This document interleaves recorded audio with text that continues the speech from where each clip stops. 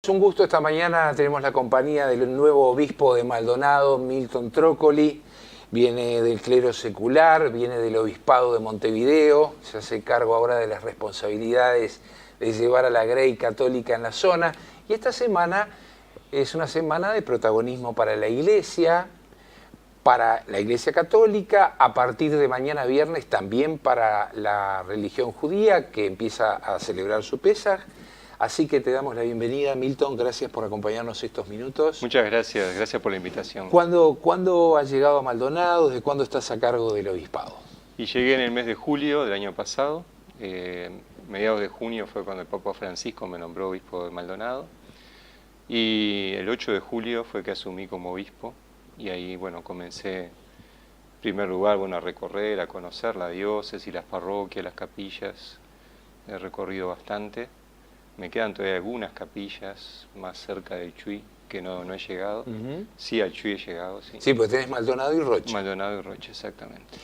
Y, o sea que en julio va a ser un año. ¿Cómo encuentras la diócesis de Maldonado y Rocha? ¿Cómo están? ¿Cuál es tu primera impresión de la gente? Ayer veíamos titulares en los diarios. En general la prensa no viene muy a favor, a raíz de estos temas que ha habido de revisión de conductas de sacerdotes.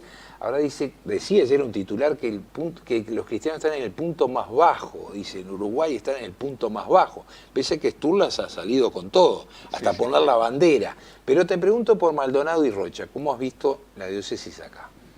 No, mira, yo me he encontrado con muchísima gente, agentes pastorales, catequistas, muchos laicos realmente muy entregados, trabajando mucho en las parroquias.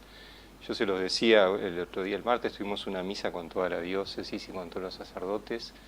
Les manifestaba mi gratitud, ¿no? Porque realmente en las capillas, en los lugares, a veces en los barrios, donde no llega el sacerdote, hay grupos allí de catequistas, de gente que está, de comunidades presentes, tratando de llevar a Jesús, de servir en obras sociales. También, la vida consagrada que hay, los colegios. Y los sacerdotes en las parroquias. Aquí tenemos la dificultad de los pocos sacerdotes, ¿no? Llegué en la recorrida, por ejemplo, en Rocha, me encontré como que había 3 sacerdotes para todo el departamento prácticamente, ¿no? La falta de vocación también, ¿no? Falta de vocación. Eso es un reclamo grande de la gente, ¿no? Que me dicen a veces, nos sentimos abandonados, mándenos sacerdotes, y no es tan fácil. Claro. Hay mucha gente que necesita, a un creyente o no creyente, alguien que le dé una mano en un hombro y lo ayude con algo espiritual, con un consejo, con una ayuda. A veces pasa del terreno espiritual también para pasar al terreno material. Esto tiene que ver, Milton, con un deterioro de imagen de lo que ha ocurrido con todos estos casos de denuncia de pedofilia a nivel mundial, que vienen repercutiendo un poco, o ya éramos un país más bien laico a partir de la secularización, y entonces la Iglesia de por sí fue perdiendo terreno, si se quiere, adeptos en nuestro país.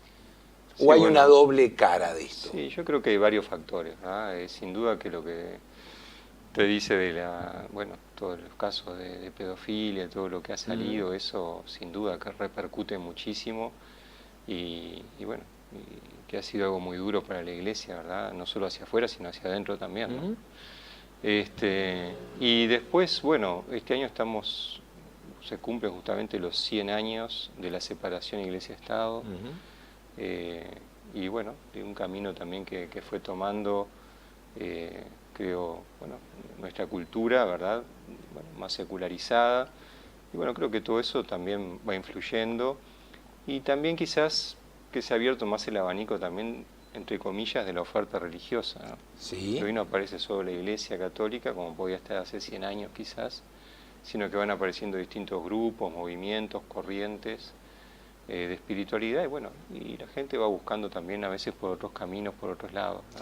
Pero ¿y no hay en el fondo, por lo menos así lo transmite la gente también, pérdida de valores tan grandes como una buena educación, una familia con una idea, esta idea de que la familia puede ser cualquier cosa, puede ser cualquier forma, puede no necesitar una pareja tradicional, puede no necesitar un chico que se le exija la educación, los valores de respeto a los demás, que igual pasa de año, la vida transcurre, un déjà vu en el que entramos, digo entramos, me incluyo porque entra la sociedad toda, ¿no? Sí, a ver. Hay mensajes muy puntuales y concretos de la Iglesia sobre estos temas, algunos que molestan a veces al gobierno, cada tanto. Sí, sí. Pero nosotros el año pasado los obispos sacamos un documento justamente sobre el tema de la fragmentación social, poniendo el énfasis justamente en esta situación de a veces de resquebrajamiento, ¿verdad? O de distancias, de fracturas que se van dando en nuestra sociedad y que consideramos que a distintos niveles realmente es importante y bueno, y va generando quizás desasosiego, desorientación en algunas cosas, ¿no? Si bien el documento al principio pudo recibir críticas, pero después casi todos los actores políticos y sociales comenzaron a hablar de fragmentación social y de fractura social, ¿no? O sea, yo creo que hay un diagnóstico allí que es bastante certero de la realidad, ¿no? Y bueno, y sí, sin duda que la Iglesia, bueno, mantiene determinados valores, ideales, ¿no? Que propone, y bueno, hoy día pueden estar más cuestionados, menos aceptados, pero bueno, la Iglesia no renuncia a seguir proponiendo sus ideales, bueno, porque le parece que es lo mejor que puede también proponer, ¿verdad? Háblame del egoísmo, Milton. ¿Por qué causa has visto en tu carrera, en tu formación religiosa y en tu formación humana también, en el contacto con la gente, sobre el egoísmo, sobre el avance del egoísmo en la actitud humana?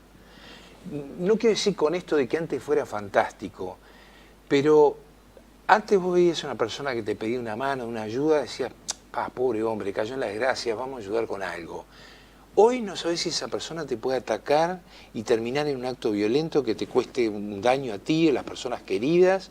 ¿Cómo compagina la Iglesia ese mensaje de solidaridad con una realidad que ayer contaba además un sacerdote joven por lo que le pasa, ¿no? También te puede pasar algo violento a ti como persona. ¿Cómo compaginar eso? Sí, yo creo que en esta cultura actual, ¿verdad? El culto, digamos, entre comillas, a la personalidad ha llevado también en muchos casos a un fuerte individualismo, ¿no? Y a buscarse cada uno a sí mismo, y en ese sentido creo que hay lo que te dice como un egoísmo o un egocentrismo, ¿verdad? La persona centrada en sí misma, en la búsqueda de su propia felicidad y no en la felicidad de los otros, a veces de los más cercanos, incluso de los que tiene alrededor, ¿verdad? Y esto creo que es lo que va produciendo justamente ese aislamiento, esa ruptura o esa comunicación a veces que queda a un nivel más superficial y donde la persona siente que no puede comunicar bueno, lo más hondo que tiene, o a veces su dolor más hondo, o a veces alegrías profundas también, porque bueno, estamos como decía un autor, a veces en la sociedad del espectáculo, ¿verdad? Todo va pasando y todo va pasando con una velocidad tal que bueno, no llegamos a un vínculo a veces más hondo, más profundo, más sincero, sino que todos nos quedamos un poquito en la fachada y bueno, y en ese buscarnos en el fondo a nosotros mismos, ¿no? Y la Iglesia tendría que revisar este tema. Yo lo hablé, te estoy contando, hace 20 años ya con quienes tenía el gusto de poder entrevistar. ¿No tendría que revisar en un momento el tema de la castidad o de algunos valores del celibato, atendiendo justamente, porque hay diáconos que se han integrado, y aquellos que no son ordenados en la religión, pero colaboran con las actividades, pero como tú decías, también faltan sacerdotes. ¿No tendría que revisar en algún momento la Iglesia Católica el celibato como forma de abrir una entrada a que gente pueda tener su familia y pueda dedicarse a la Iglesia? Bueno, está la experiencia que usted decía de los diáconos permanentes, ¿verdad? Que son hombres casados, que son ordenados diáconos, reciben el sacramento del orden. Y creo que quizás lo que se puede pensar, y el Papa mismo ha dicho, bueno, que se puede replantear, o sea, no el valor en sí del celibato, que lo seguimos considerando un valor importante, sino que también puede haber hombres casados que sean ordenados sacerdotes, ¿verdad? Esto en la Iglesia Católica en Oriente, por ejemplo, ya sucede, ¿verdad?, desde muchos siglos. Y bueno, eso quizás se podría replantear. Yo creo que igual el tema vocacional hoy no está tanto centrado en ese punto, ¿no? Sino más bien en este tema de la respuesta, de una respuesta para toda la vida, ¿no?, a Jesús. Y yo me encontré hace poco con un sacerdote de la Iglesia Cristiana Ortodoxa, ¿no?, de Grecia, que bueno, que ellos tienen también, ordenan hombres casados, ¿no?, el sacerdocio de hombres casados. Y él mismo me decía, dice, mirá que nosotros no tenemos vocaciones, ¿eh? Dice, mirá que la solución no es esa, me decía. O sea, como diciendo, no se arregla, o sea, acá no hay un tema, me parece, entre comillas, mágico, ¿no? Sino que va más a, bueno, cuáles son las búsquedas más profundas que tenemos, cuál es nuestra relación con Jesús, ¿verdad? Cómo somos capaces también de reconocer en este amor tan grande que celebramos en estos días, que se entrega hasta el extremo en la cruz. Bueno, cómo queremos responder a ese amor también, y somos capaces de responder, bueno, con toda nuestra vida y entregándolo todo, ¿no? ¿Hay todavía la rémora de la Iglesia poder de tantos años vinculados a los reinados, a los reyes, a los papas millonarios? ¿Todavía la gente tiene la idea esa en la cabeza de los millones de dólares y el Banco del Vaticano y todo eso? Y tú que estás más cerca, ¿qué decís al respecto? Cuando la gente te dice que vendan las joyas del Papa para darle a los pobres, que den un mensaje de austeridad mayor. Yo creo que el Papa Francisco está dando un mensaje de austeridad importante, ¿no? Ya desde el comienzo es un mortificado, renunciando a ir al apartamento pontificio, se quedó ahí en Santa Marta, que es como una especie de hotel,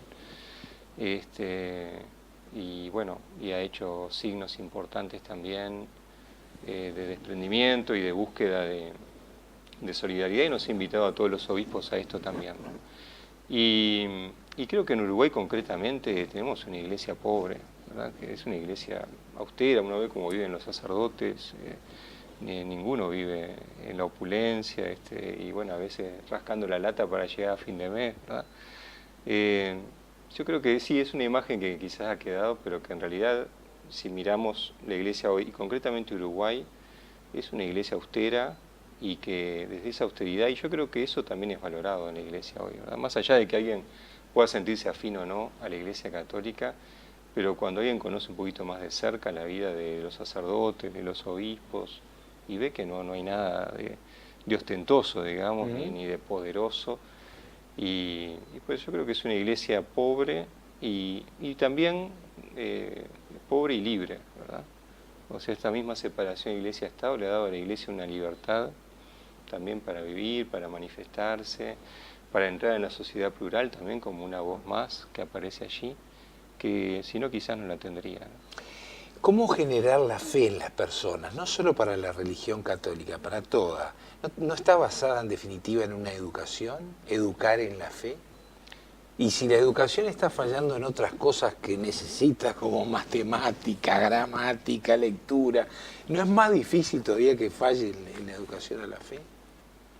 Hoy se está hablando mucho, ¿verdad?, hablando de las inteligencias múltiples, también descubriendo como una inteligencia espiritual, ¿no? O sea, esa necesidad del hombre, de la mujer de hoy, de encontrar también algo que trascienda lo material, ¿verdad?, una espiritualidad, una búsqueda de lo trascendente. Y yo creo que va por ahí, por conectar con eso, ¿verdad? O sea, por un lado la transmisión de la fe creo que es testimonial.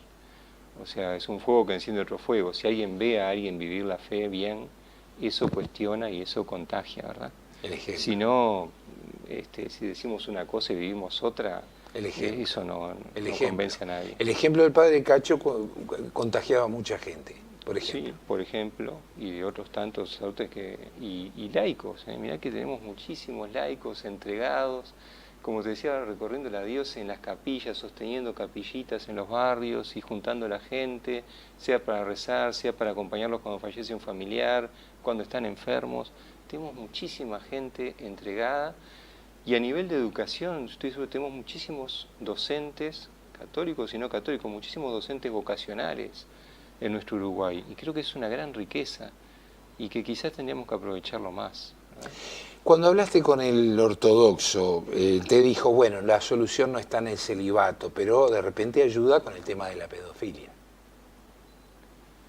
Sí, puede ayudar. Yo creo que ahí también hay otros factores a tener en cuenta, porque también cuando uno ve el tema de la pedofilia ve que es un tema social, ¿verdad? En Uruguay hay miles de casos al año Sí, sí, denunciados de sí, sí, en el pedofilia, entorno de los niños y y la todo. mayoría son en entornos más familiares, Sí. ¿verdad? O de grupos cercanos a la familia, ¿no? Entonces, creo que el tema pedofilia va más también, bueno, en el tema sacerdotal por la selección, que en eso aquí se está haciendo un trabajo grande desde hace ya muchos años, la selección de candidatos al ministerio sacerdotal.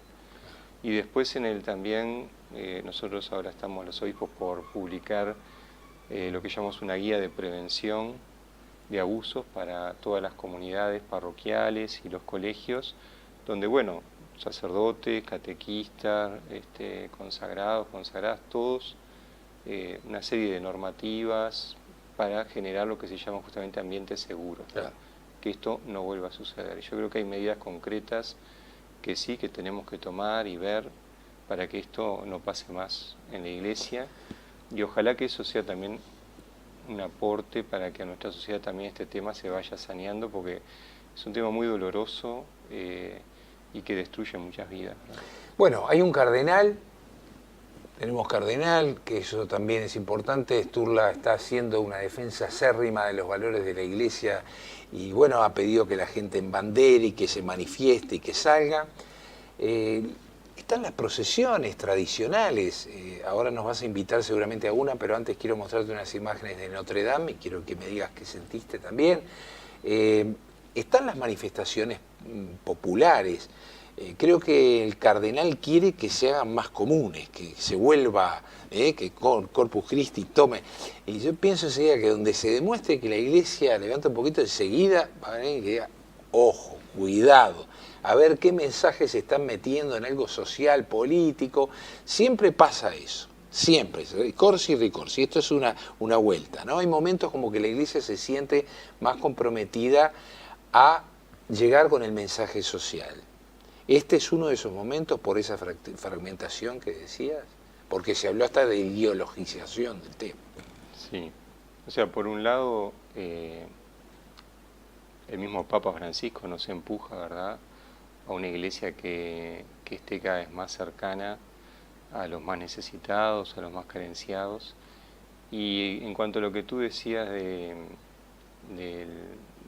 cardenal Sturla, ¿verdad?, yo creo que él lo que quiere revalorizar también es todo lo que hemos llamado la religiosidad popular, ¿verdad? Y que de algún modo aquí en Uruguay, también por efecto de una cultura quizás que ha dado más culto al racionalismo, ¿no?, también nosotros, los propios sacerdotes, hemos racionalizado mucho la fe y se ha apagado un poco todo esto más popular que está presente en muchísimos países, uno lo ve de América Latina, y que sin embargo en nuestro país eso se ha ido quedando relegado.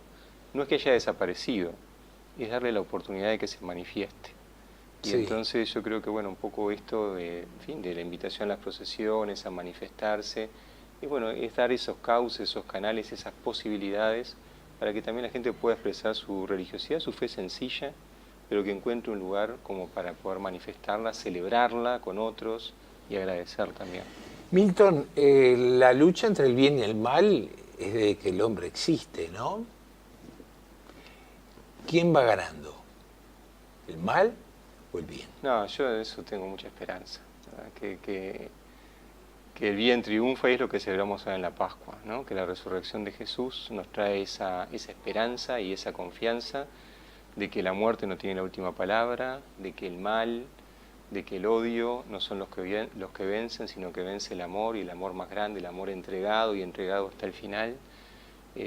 Yo ahí tengo plena confianza, mirando a Jesús resucitado, que el bien sigue creciendo y sigue haciéndose presente, y que el bien, bueno, se va comunicando y transmitiendo, a veces sin hacer ruido, ¿verdad? A veces Muchas parece que gana el mal. Sí, porque hace más ¿No? ruido. Uno ve el mundo y dice tanta muerte, Sí, tanta sí. muerte, tanta cosa horrible. Porque hace más ruido, pero después cuando uno mira ve que hay mucho bien. Eh, yo creo que Uruguay todavía estamos en un país que es muy solidario, ¿verdad? Cuando uno presenta algún tema, ¿verdad?, importante, lo vemos, no sé, por ejemplo, últimamente con las inundaciones, con situaciones de estas. Hace poco me encontré con un señor que era de Dolores, ¿no? Y me contaba del tornado. Entonces, bueno, en esas situaciones ahí vemos la solidaridad que está, que aflora, y yo creo bueno, eso, que el bien vence, triunfa, y que no podemos dejarnos ganar en ese sentido por la desesperanza, por la falta de confianza, por la falta de horizontes. Al contrario, tenemos que proyectarnos y querer ir cada vez más, bueno, para nosotros, con la mirada puesta en Jesús y en Jesús resucitado, saber que toda entrega, todo gesto de amor, nada se pierde, sino que todo es una siembra que, bueno, que permanece y que va a permanecer para siempre. Ahora nos vas a contar de las actividades que va a haber el fin de semana, que va a haber esta noche o esta tardecita, donde hay procesión y el resto de los días que quedan. Antes queríamos compartir con ustedes algunas imágenes de Notre Dame. Supongo que habrás estado allí de visita alguna vez. Sí. Y que nos expliques un poquito qué significado tiene Notre Dame. No solamente desde el punto de vista religioso, también histórico, lo que significa este símbolo, este ícono para la Grey cristiana del mundo. Y bueno, Notre Dame, 800 años de historia, ¿verdad?, donde han sido allí consagrados reyes, donde se han realizado, bueno, muchas celebraciones, los funerales de todos los presidentes de Francia. O sea que tiene un valor, por un lado, cultural, por todo lo que tenía también, que se han perdido muchos tapices del siglo XVII, obras de arte importantes. Y bueno, y desde el punto de vista de la fe, es esa referencia también histórica de una iglesia que ha permanecido acompañando los tiempos y las situaciones que ha ido viviendo Francia, ¿no? Por eso, bueno, aún el presidente Macron ha dicho, bueno, tenemos que reconstruirla, ¿no? ¿Sí? Y eso que no se profesa, digamos, católico, pero él dice, bueno, esto es un símbolo de Francia, además que es propiedad del Estado también. No, y había gente que lloraba y rezaba alrededor, o sea, aún sin poder hacer nada, acompañaba.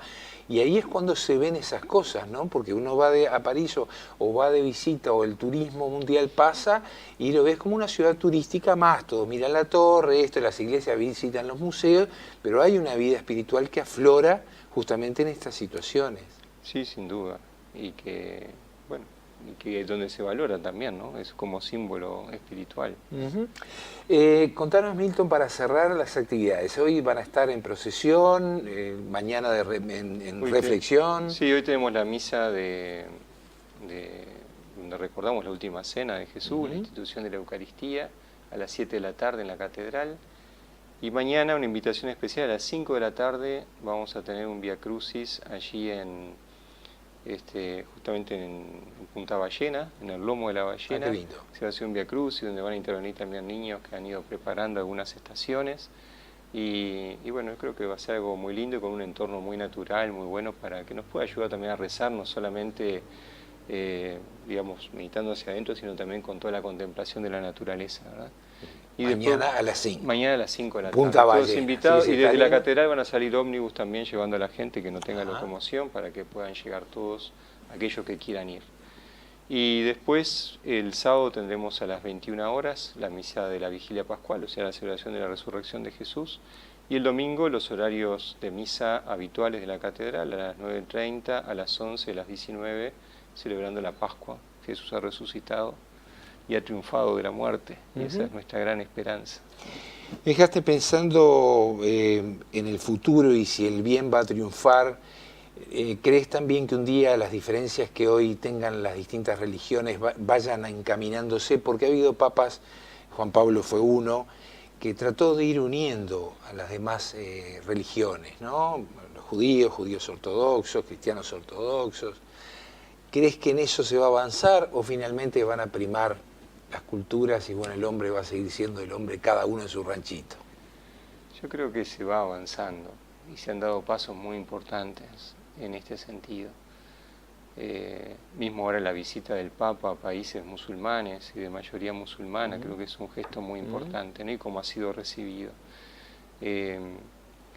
Lo que me parece que sí vamos a avanzar en la medida en que no pensemos en la uniformidad, ¿verdad? En que todos tenemos que hacer lo mismo o llegar a lo mismo, sino que tiene que ser un camino, y en ese camino vamos a ir descubriendo, bueno, lo que Dios nos quiere ir diciendo para un modo nuevo, quizás, de encontrarnos, de unirnos o de convivir, ¿no? Pero hay como que abandonar preconceptos y poder, bueno, ir aprendiendo del camino también y del diálogo. Obispo Milton Trócoli, gracias. ¿Tiene familiares de Trócoli, de quien fuera en el cerro? No sabe. No sabe si viene de esos Trócoli. Gracias por acompañarnos esta mañana. Que la celebración sea en paz y el mejor deseo para todos, para la Grey cristiana y bueno, también para los judíos que mañana comienzan su Pesa, ¿no? Sí, un saludo. Vamos a mandarles un saludo. Un saludo y bueno, una felicitación.